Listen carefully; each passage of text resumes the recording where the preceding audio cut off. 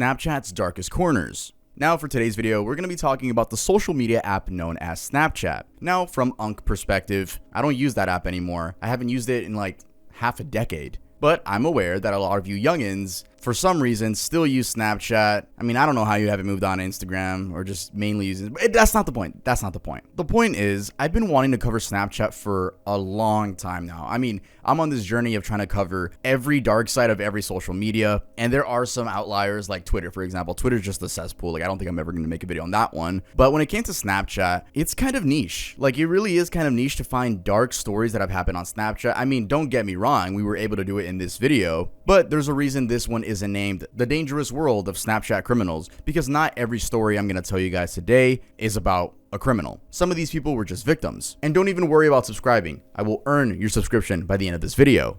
So we're starting off with Corby Eisman, the man that used SnapMap to be a creep. Now, I know what you guys are thinking. Well, half the people that are using SnapMap are probably creeps. And to that I say, yeah, you're probably right. I just wanted to get that out of the way before I tell you the story. In late 2022, Corby Eisman, a 25-year-old man from Flagler County, Florida, contacted a 16-year-old girl through Snapchat. At first, the messages seemed like typical online small talk, but what the girl didn't know was that behind the scenes, Eisman was doing much more than just having a casual conversation. He was actually tracking her every move. He had been doing so by combining Snapchat's SnapMap feature with metadata embedded in her stories. This allowed him to pinpoint her exact location. So the SnapMap feature basically allows users to post photos publicly and share real-time location with their friends, or like in this case, someone random that they're chatting with. Like I was saying, on Snapchat, there are two ways to publicly put yourself out there. So you can post a story and toggle whether you want your location on for it, and then random people can like zoom in on the Snapchat map and just see what's going on, for example, at a college campus, and see people's stories that have publicly toggled that setting. And you can separately also have your location always on, and that allows your friends to see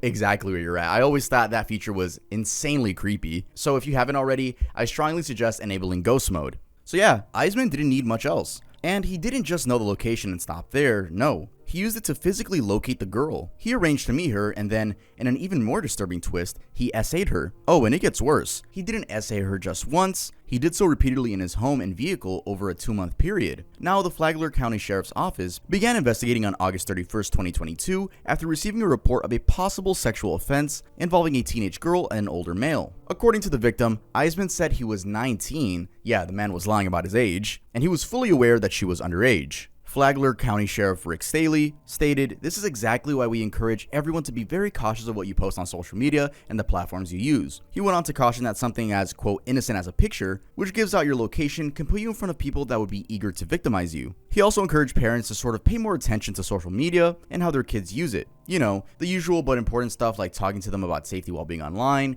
finding out what they're doing online, and cautioning them on how quickly that seemingly innocent post can make them a victim. Anyway, Eisman was arrested on September 1st of 2022 and charged with felony sexual battery on a victim under 17 years of age. He was later released on a $40,000 bond from the Sheriff Perry Hall Inmate Detention Facility. Wow, that was a mouthful.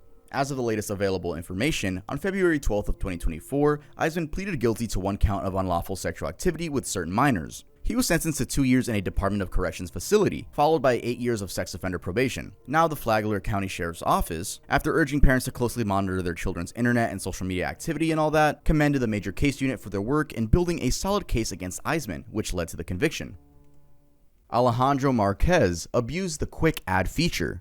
Next up is a rather unsettling story of how a 27-year-old man from Albuquerque, New Mexico, used Snapchat to prey on an 11-year-old girl. This happened in the summer of 2022 when the guy, Marquez, used the app's quick ad feature, a tool designed to help users find new friends to befriend the girl. Apparently, Marquez offered the girl money to meet up in person, which they unfortunately did. Sadly, that was just the beginning, because over several meetings, he essayed her multiple times before the victim's family discovered what had been happening and intervened by contacting law enforcement. The case moved swiftly through the justice system, and in August of 2023, Marquez pled guilty to the serious charges including criminal essay of a child under 13, criminal sexual contact of a minor, solicitation, and contributing to the delinquency of a minor. The judge sentenced him to 18 years in prison, followed by sex offender probation, parole, and lifetime registration of a sex offender. But this case is more than just this one man's crime. It's been said to be a highlight of a much bigger problem with Snapchat and social media platforms in general, a problem that needs stopping. And some have tried because New Mexico's Attorney General, Raul Torres, took stand in 2024 by filing a lawsuit against Snap Incorporated, the company behind Snapchat.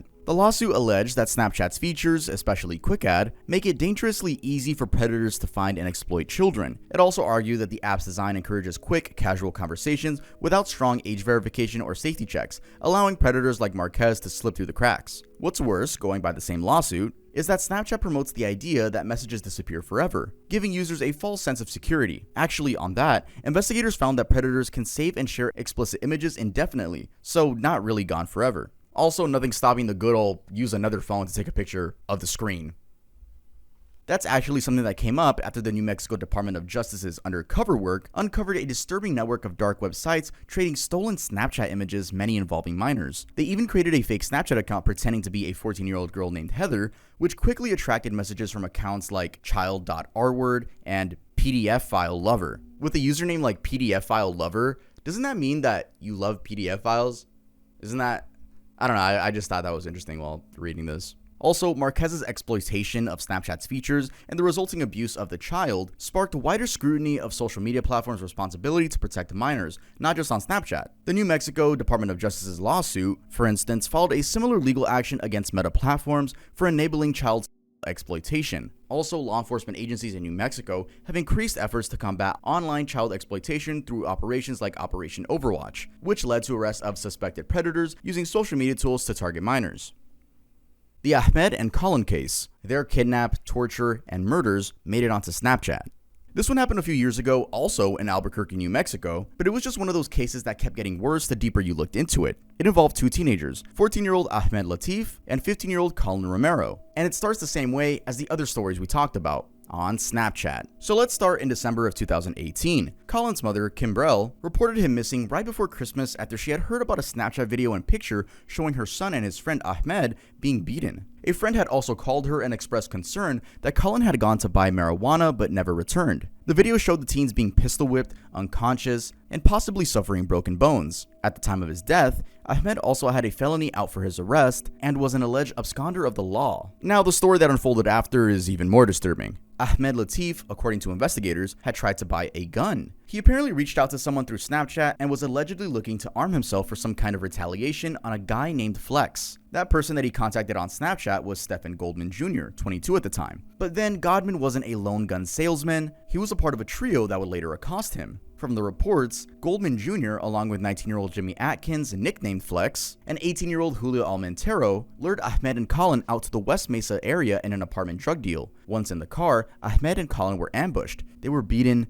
tortured, and then executed. Ahmed was shot 19 times, Colin 9 times, and their bodies wouldn't be found until weeks later, when they were discovered buried in a shallow grave in Sandoval County. The investigation led to the arrest and conviction of 3 individuals, Stephen Goldman Jr., Jimmy Atkins, and Julio Almentero. All 3 were found guilty of first-degree murder, kidnapping, armed robbery, and tampering with evidence. In May of 2023, they were each sentenced to 2 consecutive life terms plus additional years in prison. Additional individuals faced charges for their roles after the murders. Stephen Goldman Sr., father of Stephen Goldman Jr., helped conceal evidence by burning the car used to dispose of the bodies and accepted a plea deal resulting in a 4-year prison sentence. Julio Almentero's uncle, Anthony Aragon, assisted in dumping and burying of the bodies and was sentenced to 6 years in prison. The Liam Birchfield case. Got addicted to Snapchat until he offed himself. This next story centers on 17-year-old Liam Birchfield from Tennessee, whose life was tragically cut short on July 6 of 2021. But before we get to that day, let's rewind a little bit to where it all started. For context, Liam enjoyed playing his guitar and planned to join the United States Air Force after high school. Like many teens, he started using Snapchat and Instagram in middle school. At first, it was just for fun, sharing snaps with friends, chatting, and scrolling through stories. Nothing unusual there. But over time, this grew into something so much darker. According to the lawsuit filed by his family in 2022, Liam became addicted to Snapchat. He would spend late nights scrolling through feeds, messaging strangers, and chasing snap streaks. Those daily message chains that Snapchat rewards, which can feel like a game but also a pressure to keep going. His family noticed he was pulling away, becoming anxious and depressed. They tried to help, but Liam was caught in a cycle he just couldn't break. What made things worse was the kind of content Liam was watching. The lawsuit revealed that he was exposed to firearm-related material on Snapchat, which he somehow found fascinating. Now, this toxic mix led Liam to start And despite his family's efforts, his mental health really spiraled. In the weeks before July 6th, Liam's family watched helplessly as his condition worsened. They sought counseling and tried to limit his phone use, but all that was futile. Then, on that tragic day, Liam died from a self-inflicted gunshot wound. His family's lawsuit argues that Snapchat failed to warn users about the risks of addiction and exposure to harmful content. Instead, the platform prioritized keeping users engaged, using features like disappearing messages and algorithm-driven content recommendations that trap teens like Liam in cycles of compulsive use. Now, Liam's story is one of many that are fueling lawsuits against social media giants like Snap Incorporated and Meta Platforms, just like we saw in the previous case. And these cases claim the companies designed their apps to be addictive and knowingly expose teens to damaging content, making it difficult for parents to protect their kids.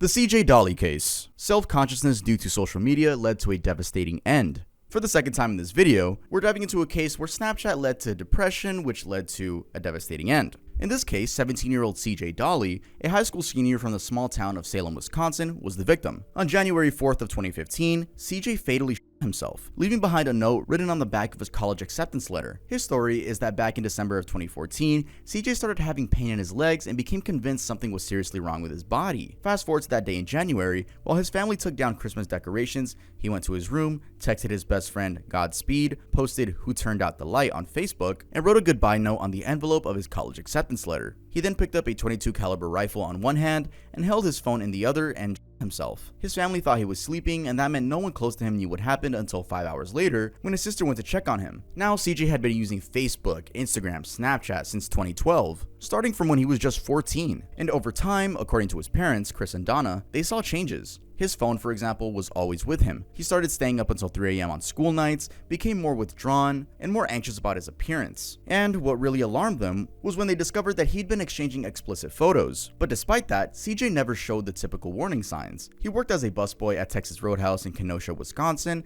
balancing his job with a deep love for golf and a passion for watching Doctor Who, a standout student. He also caught the attention of top-tier colleges across the country. His mother, Donna Dawley, said his counselors said he could get a free ride anywhere he wanted to go. Interestingly, after his death, his parents started piecing together what had really been going on behind the screen, and in April of 2022, they filed a lawsuit against Meta Platforms and Snap Inc., accusing both companies of knowingly designing their platforms to be addictive, especially to teens. According to them, CJ had been hooked by features like infinite scroll, algorithmic content loops, and Snapchat's trophy system, and that was all tied in with growing pressure around body image and messaging. The lawsuit points to internal research, some of which came out after whistleblower Frances Haugen's testimony, showing that Meta knew how harmful Instagram was to teens but downplayed it. Snap, for its part, responded by saying Snapchat was built to connect real-life friends and offered in-app mental health tools, but neither company has commented directly on CJ's case since the litigation is still ongoing. Now, for CJ's story, apparently dozens of other families have joined the same lawsuit, all saying the same thing, that their kids were pulled into a digital world that was never built with their safety in mind. The group representing them is called the Social Media Victims Law Center.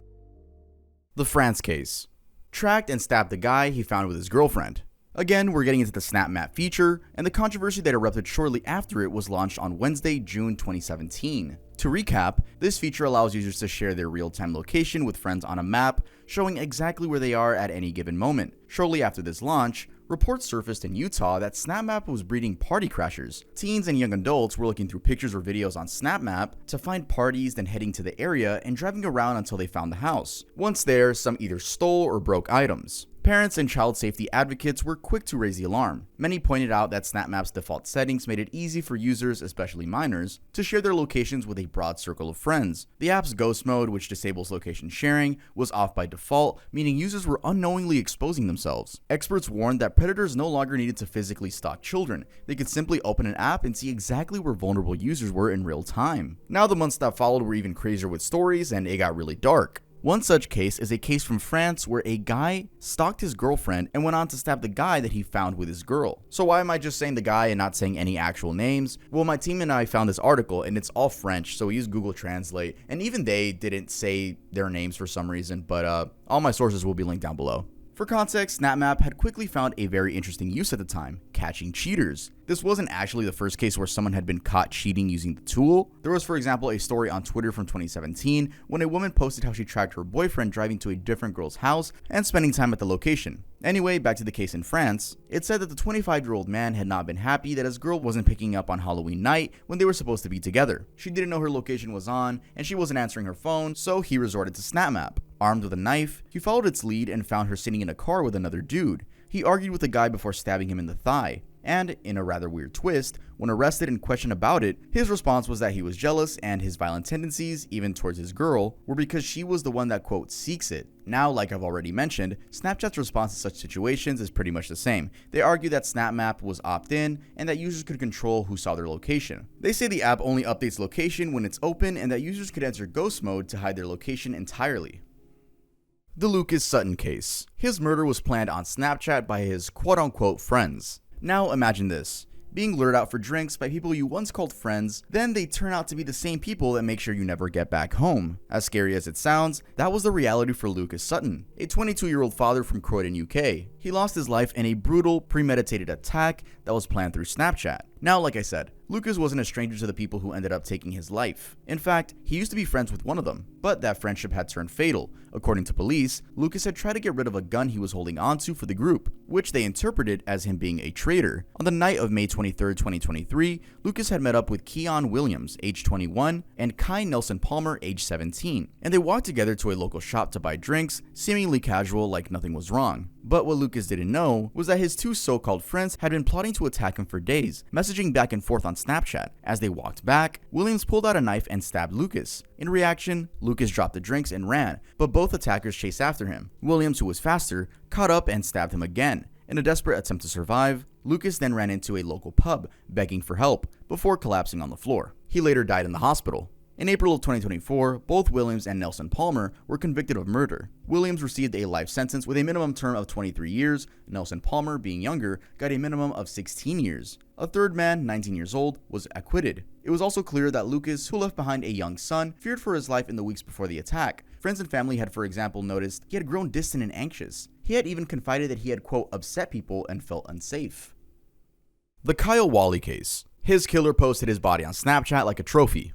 On July 11th of 2021, 19-year-old Kyle Walley invited his friend over to watch the Euro 2020 final, and maybe as any typical friend would, he was expecting football, some drinks, and a chill evening. What he got instead was nothing close. He met violence and death, and his body posted on Snapchat like a trophy by the killer, 20-year-old Mark Jones. Now, like I said, Mark was his friend. The two had known each other for a considerable while. So again, it was really disturbing that Mark even filmed the aftermath and posted it on Snapchat. So what really happened? Well, first, the location. The attack took place inside Kyle's kitchen in Rosimidir, Wrexham. The two had been watching the England vs Italy match together, and Snapchat footage shown in the court captured Jones drinking cider and bourbon, joking and making stabbing motions at Kyle's back. A strange thing to do, given that he had even sent messages a day before the murder with a picture of himself and a cartoon knife captioned, "I'm going to stab you tomorrow." This is actually part of the argument that was had in court regarding the premeditated nature of the act. Jurors were shown videos after the murder. One had Jones with blood on his hands, looking straight into the camera and saying he stabbed up Kyle and was, quote, going to do time. Another clip showed him stomping on Kyle's lifeless body. More details were that apparently a friend who was on the phone with Kyle during the attack heard him yell, "Put the knife down," followed by screaming and then Jones shouting, "I'm sorry, it's my ADHD."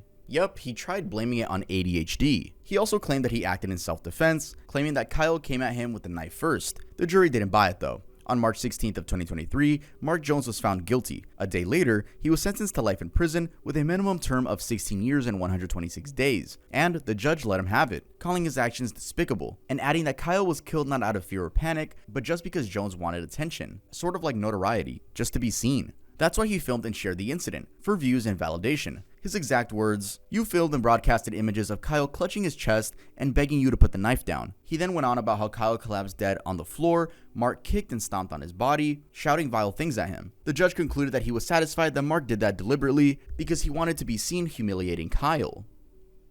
The Selena Rodriguez case. Addicted and blackmailed to death. This one took place in Enfield, Connecticut. It involved an 11-year-old girl named Selena Rodriguez, and it started the way a lot of these cases do now through social media, direct messages from strangers, and no meaningful way for a child to navigate it safely. Now, all this began after Selena had just turned 9. This was when she began using Instagram and Snapchat. At first, it looked innocent. Filters, selfies, group chats with classmates, probably like what it is with most teens. But within months, things escalated. Her family noticed she was spending hours a day on her phone, and her mother, Tammy Rodriguez, tried to intervene. She deleted the apps and took her phone away, but Selena would apparently always find a way back. Downloaded the apps again on borrowed phones, used friends' devices, or secretly reinstalled them. Around this time, then came the messages. Strange men were contacting her, and even more disgustingly, some were pressuring her for explicit photos. According to a lawsuit later filed by her mother, Selena unfortunately gave in to the pressure. The images were shared, then circulated. Word got out at school, and then the bullying started. She began being mocked by students, with some calling her names, and the psychological effect was immediate and devastating, and she changed. She began isolating herself, skipping meals, staying up late at night with her phone under the covers. She started showing signs of depression and self-harm.